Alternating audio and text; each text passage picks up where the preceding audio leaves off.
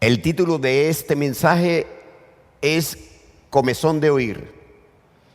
El calendario profético de Dios, escrito en su palabra, se ha cumplido exactamente, con milenios, siglos, años, meses y días. Por lo tanto, seguirá cumpliéndose. El Señor dijo que ni una jota ni una tilde pasará de la ley. El tiempo esperado por la creación, los profetas y los siervos de Dios se consumó. Terminó la espera por la venida de la simiente prometida a Adán en Génesis 3:15. A Abraham en Génesis 22:18. A Israel en Deuteronomio 18:15. Y a David en 2 de Samuel 7, del 12 al 13. Se cumplió el tiempo exacto profetizado en las Escrituras para que el Señor Jesucristo fuera introducido en este mundo. Gálatas 4:4 dice: pero cuando vino el cumplimiento del tiempo, Dios envió a su Hijo, nacido de mujer y nacido bajo la ley. En Hebreos 1:6 leemos: y otra vez, cuando introduce al primogénito en el mundo, dice: adórenle todos los ángeles de Dios. El Señor dio el calendario de 14 generaciones para que Israel supiera el tiempo exacto en que nacería el Mesías. Mateo 1:17 dice: de manera que todas las generaciones desde Abraham hasta David son 14, desde David hasta la deportación a Babilonia 14, y desde la deportación a Babilonia hasta Cristo 14. Israel debía seguir el hilo de la profecía de la venida de la simiente prometida a Abraham y la línea de sucesión, sacando los reyes bajo el juicio del desamparo por causa de Jezabel.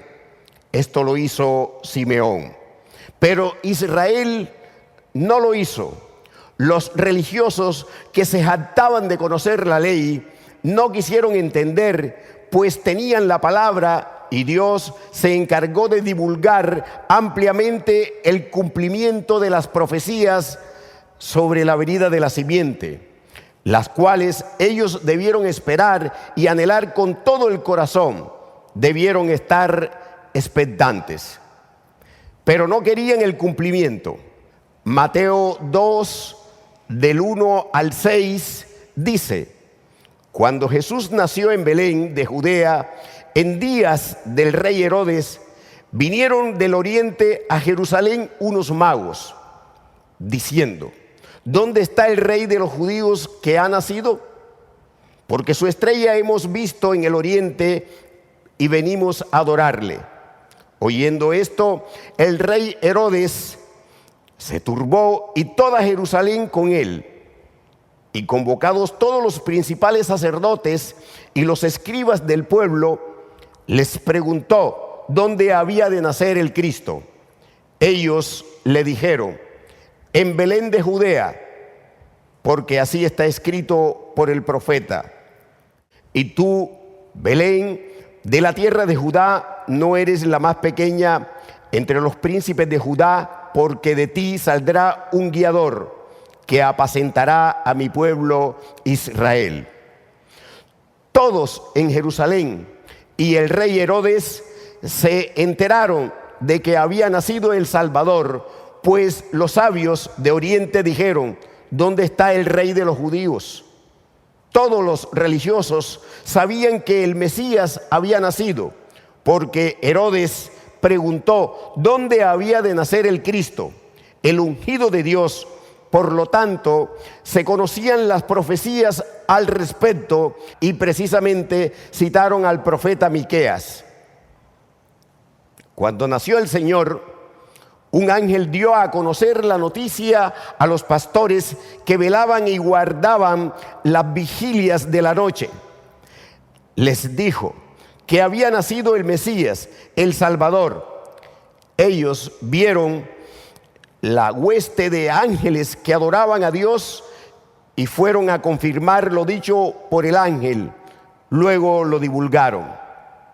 En Lucas 2, del 16 al 18 dice: vinieron pues apresuradamente y hallaron a María y a José y al niño acostado en el pesebre.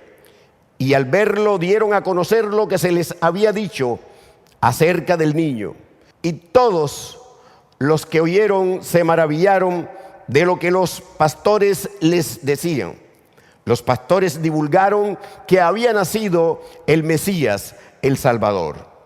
Cuando nació Juan el Bautista, dice que en todas las montañas se divulgaron los eventos sobre el nacimiento de Juan. De hecho, no había habido palabra profética desde hacía mucho tiempo. Zacarías profetizó después de haber estado mudo.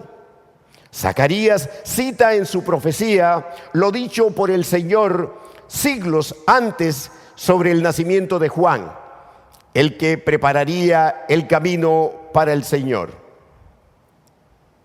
Como acabamos de confirmar, Dios le dio a conocer al pueblo de Israel el cumplimiento de las profecías sobre el nacimiento de Cristo.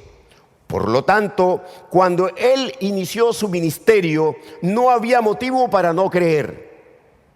El problema era que el pueblo de Israel y los religiosos de boca decían esperar al Mesías, pero realmente no querían recibirlo. No querían al rey. Ellos estaban acomodados en esta tierra. Querían al rey terrenal. No querían escuchar hablar del reino de los cielos, del reino de Dios, del reino eterno, el que vino Jesús a predicar, porque este reino no es de este mundo. Juan 18, del 33 al 37, dice: entonces Pilato volvió a entrar en el pretorio y llamó a Jesús y le dijo: ¿eres tú el rey de los judíos? Jesús le respondió: ¿dices tú esto por ti mismo o te lo han dicho otros de mí? Pilato le respondió: ¿soy yo acaso judío? Tu nación y los principales sacerdotes te han entregado a mí. ¿Qué has hecho? Respondió Jesús: mi reino no es de este mundo. Si mi reino fuera de este mundo, mis servidores pelearían para que yo no fuera entregado a los judíos. Pero mi reino no es de aquí.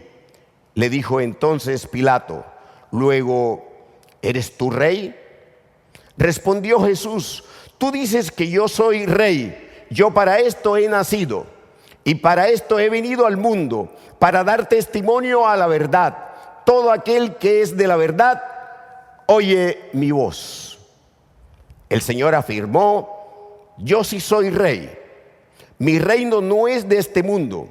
Mi reino no es de aquí. Pero Israel y los religiosos querían el reino de este mundo, el reino de aquí. Querían al rey terrenal. Incluso al mismo Señor Jesucristo lo vieron como este rey terrenal que podía liberarlos del imperio romano.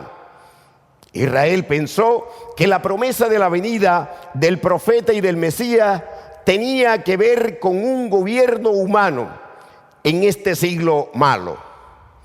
Esto se confirma en el capítulo 6 del Evangelio de Juan, cuando se narra la multiplicación de los panes y los peces entre 5,000 varones, ante cuya señal dijeron que Jesús era el profeta y el Mesías prometido. Juan 6, del 14 al 15 dice: aquellos hombres entonces, viendo la señal que Jesús había hecho, dijeron: este verdaderamente es el profeta que había de venir al mundo.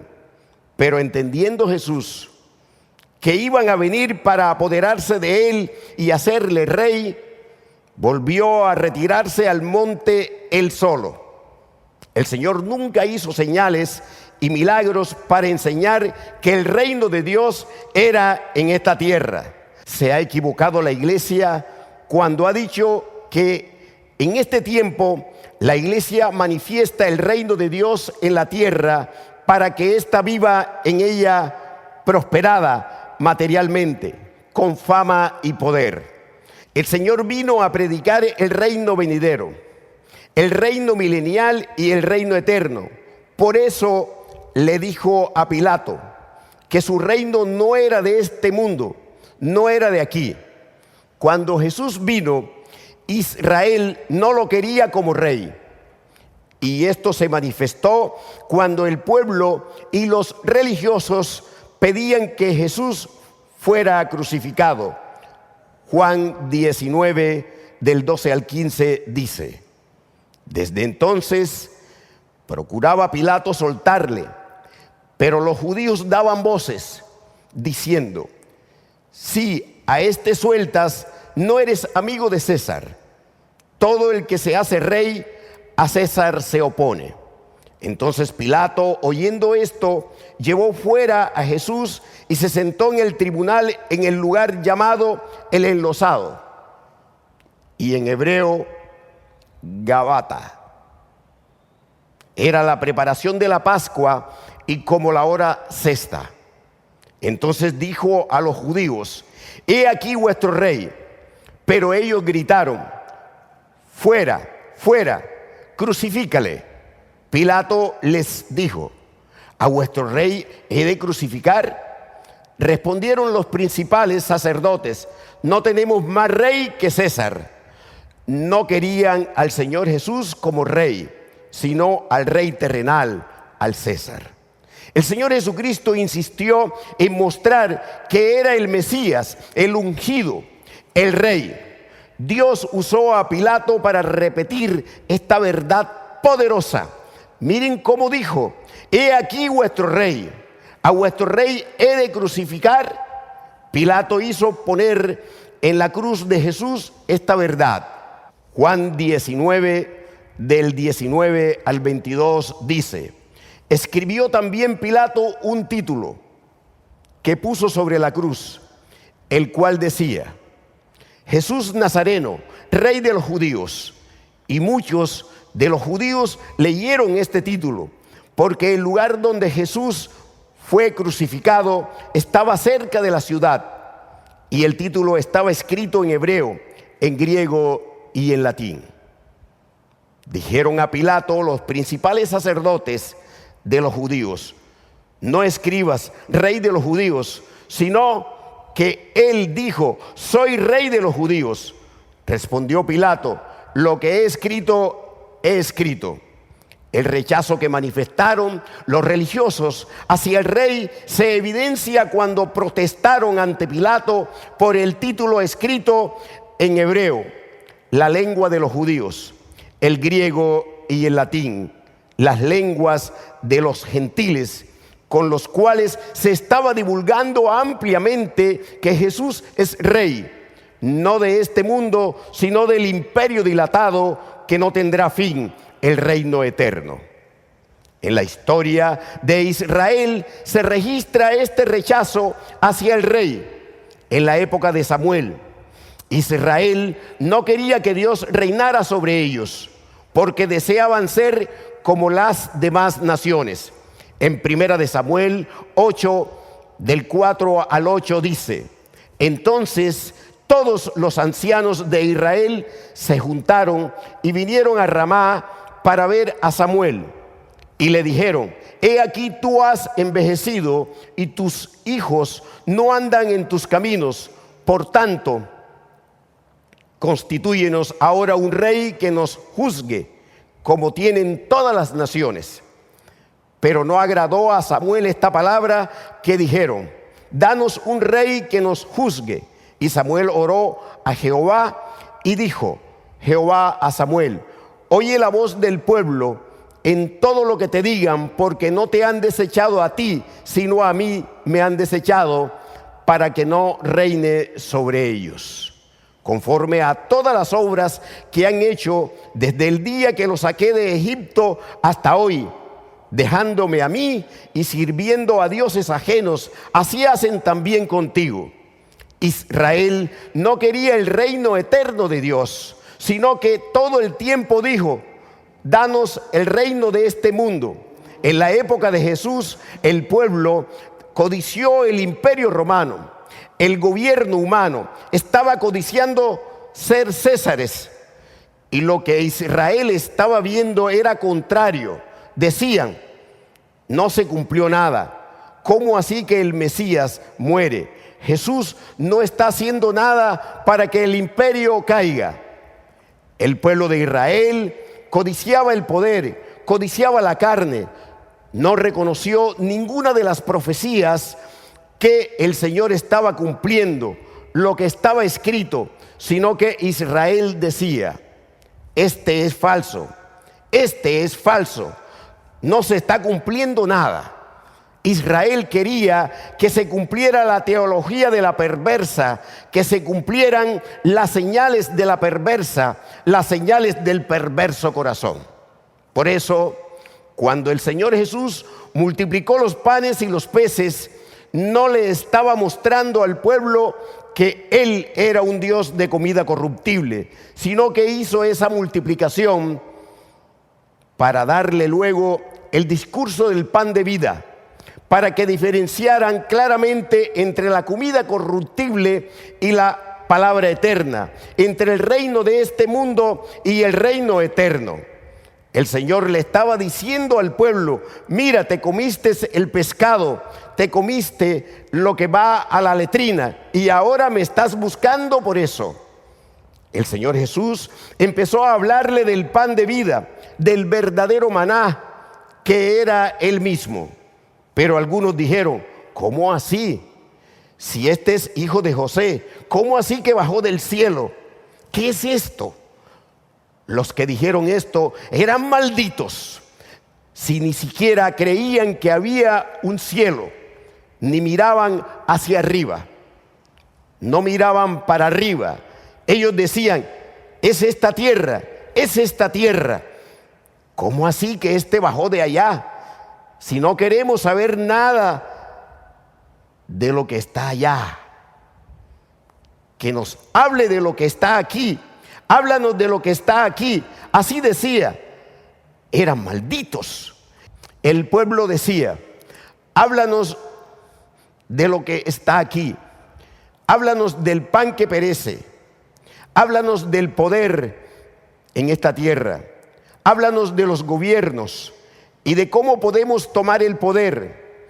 Dinos cómo le restaurarás a Israel el reino en este tiempo. Dinos cómo podemos prosperar en esta tierra, cómo podemos ser sanos en esta tierra, seguir en nuestra vida. Háblanos de nuestra vida en esta tierra. Eso es lo que queremos. El Señor me dio esta palabra para la iglesia dormida, con el fin de que vea el ejemplo de lo que hizo esa generación de Israel. Porque la iglesia apóstata cortada y la iglesia dormida están haciendo lo mismo. Esto es lo que dijo el Señor: escucha, escucha, iglesia dormida, porque a ti te habla el Señor. Eso era lo que querían. Malditos, son malditos. Y eso es lo que quieren ahora, pastor. Eso es lo que hace la iglesia ahora, pastor. Malditos. Eso es lo que quieren. Háblanos de esta tierra. Háblanos de los premios, de mi ministerio, mi ministerio, mi ministerio. Háblanos de las reuniones, de los templos, de cómo ensanchar el templo. Háblanos de cómo recoger la ofrenda, el diezmo. Háblanos de cómo casarnos y darnos en casamiento. Háblanos de cómo tener hijos. Háblanos de la ropa, de la comida, de la bebida. Háblanos de todo eso. Queremos saber de esta tierra. Háblanos de prosperar en esta tierra. Háblame de mi trabajo. Dame profecía. Dime cómo voy a comprar la casa. Dime si la cocina es grande. Malditos, son malditos. Esto dicen, pastor. Háblame del reino de este mundo. Háblame de la tierra. Háblame de eso. Háblame de cómo gano más plata. Háblame de eso. Háblame de cómo estudio más y tengo títulos. Háblame de la sabiduría del mundo.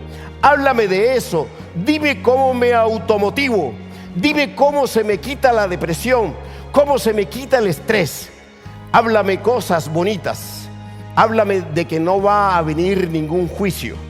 Háblame que todo va a mejorar. Háblame de eso. Alivia mi corazón. Así hablan los malditos, pastor, y los que dicen, sí hay un cielo. Malditos, malditos. Hablan de un cielo falso, de una nueva tierra falsa, de unos nuevos cielos falsos. Corrompen todo lo que yo dije en mi palabra. Malditos. Tienen su teología podrida de siglos. Tienen las teologías de todos los que están en el infierno. La teología de Schiffer está en el infierno. La teología de Berkhof está en el infierno. La teología de Calvino está en el infierno. La teología de los que están respirando pero están cortados. Pero he venido a pedir cuenta, iglesia dormida. ¿Tú creías que yo sería como tú? ¿O tú creías que yo no iba a pedirte cuenta? Después que has pervertido mi palabra, después de haber cambiado el reino eterno por el reino de este mundo, por esta tierra, después de haber hablado mal de mí, como hicieron los amigos de Job. Iglesia dormida, creías que me iba a quedar callado, que no te iba a juzgar, porque dijiste, nunca, nunca, nunca más hay juicio para mí. Cuando veas la mortandad, ¿qué vas a decir entonces? Cuando veas el cumplimiento de mi palabra, lo que escrito está, porque está escrito y se cumple. ¿Acaso no lees allí donde dice, a sus hijos mataré de muerte y todas las iglesias sabrán que yo soy el que escudriño tu mente y tu corazón? Te estoy escudriñando tus deseos mundanos, tus deseos terrenales, tu altivez, tu vanagloria. Estoy escudriñando tu perverso corazón que ocultas tras tu ministerio de podredumbre y sales allí en los videos, dizque hablando de la palabra, maldito.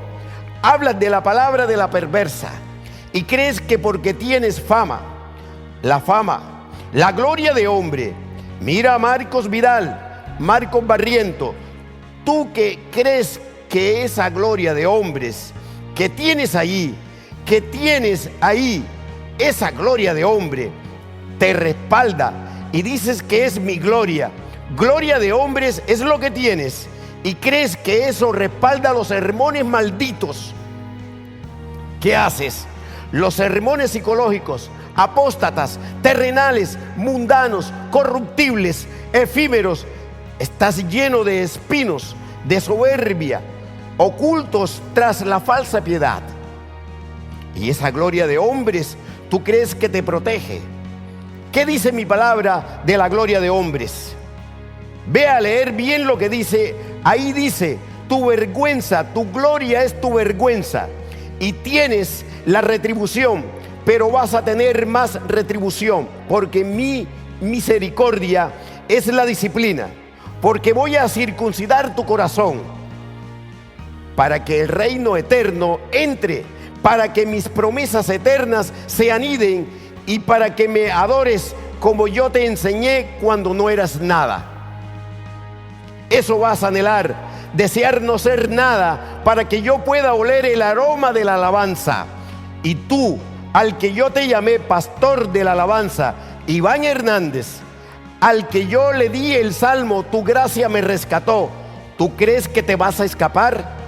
Ya tienes la espada en tu corazón, pero yo dije que, así como públicamente pecaste contra mí y te exhibiste, ¿cuál ramera? Que así publico tu juicio, porque se cumple mi palabra, se cumple exactamente, ni una caerá a tierra. Escucha, iglesia dormida, el Señor está a punto de ejecutar el juicio de disciplina sobre ti, porque no te has querido arrepentir de tu comezón de oír las cosas de la vida en esta tierra.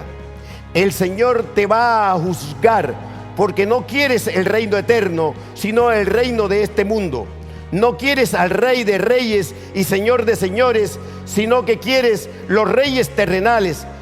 Y como la iglesia apóstata cortada, tienes alianzas con el gobierno humano, porque tú misma, iglesia dormida, quieres reinar en esta tierra, en este siglo malo, como lo hacen los mundanos y todas las naciones. Tu iglesia cortada está sumergida totalmente en la podredumbre, en el excremento de tus triunfos terrenales, que son tu vergüenza y tu derrota. Está sumergida reinando en este mundo, en los cargos políticos. Está reinando con tu fama terrenal, tu gloria de hombres, en las adulaciones y premios que te han otorgado los Grammys, las empresas millonarias. Tu oro y tu plata perecerán contigo. Desnuda, miserable, desventurada eres. Y tú, iglesia dormida, el Señor te dice: con tu boca manifiestas querer que venga en el arrebatamiento. Hasta predicas uno que otro sermón sobre el tema. Afirmas querer el reino de Dios, pero la psicología, la política dentro de tus templos, tus ministerios, tus alianzas con el mundo, tus cantores de impiedad testifican contra ti de que no me amas, no anhelas mi venida, no quieres mi reino eterno, no me quieres como rey. Iglesia dormida, no puedes ver lo que se cumplió en la iglesia apóstata al final de la cuenta regresiva de 50 días que inició en el 2020 y finalizó el 28 de enero de 2021. Cuando la corté del buen olivo, la eché fuera. Dejó de ser iglesia, pues quité el candelero de su lugar. Iglesia dormida, ¿no te has dado cuenta que esa iglesia apóstata maldita no quiere que el rey venga, ni la llame, tal como dice mi palabra en Mateo 22, del 1 al 14? Pues yo, el rey, hice un llamado a las bodas en esa cuenta regresiva y dije que todo estaba listo. En esa iglesia cortada se cumplió la palabra de los convidados que no eran dignos, pues rechazaron la invitación, rechazaron al rey. En esa iglesia apóstata cortada se cumplió mi palabra de Lucas 14, cuando rechazaron la invitación a la cena de las bodas del Cordero, pues aman su vida en esta tierra, sus haciendas, sus posesiones, sus matrimonios, sus familias sanguíneas. El 28 de enero del 2021 yo pronuncié la palabra de Lucas 14:24, porque os digo que ninguno de aquellos hombres que fueron convidados gustará mi cena. Iglesia dormida, te voy a recordar un evento para que confirmes que la iglesia apóstata fue cortada en el juicio del desamparo el 28 de enero del año 2021. En la cuenta regresiva de 50 días se evidenció quienes no quieren que el rey venga y tampoco quieren el reino eterno, aunque de boca prediquen y digan que sí.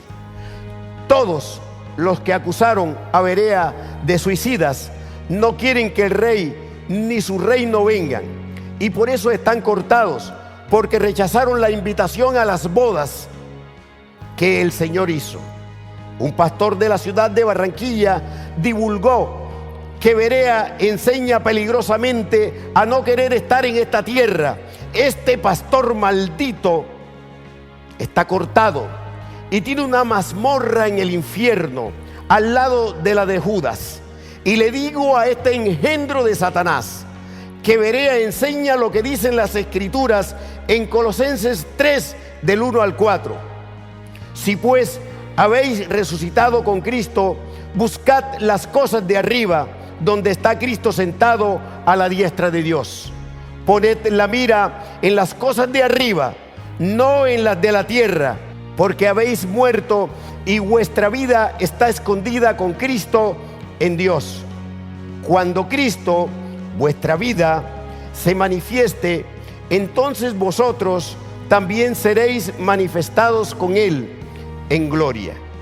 Y hoy les digo a todos los que se congregan en la iglesia de este pastor Cortado, que huyas de este lugar, porque ese pastor Cortado, que camufla su inmundicia y sus huesos de muerto tras lágrimas falsas, los está llevando en el camino hacia el infierno, hacia la muerte segunda, hacia el lago de fuego. Huye de ese lugar, porque si no lo haces, entonces también tú estás cortado. En palabra profética del 18 de febrero de 2025, el Señor dijo: no quieren el reino del Señor de la gloria, del Mesías, del ungido, de la simiente prometida, del Hijo de David. No quieren.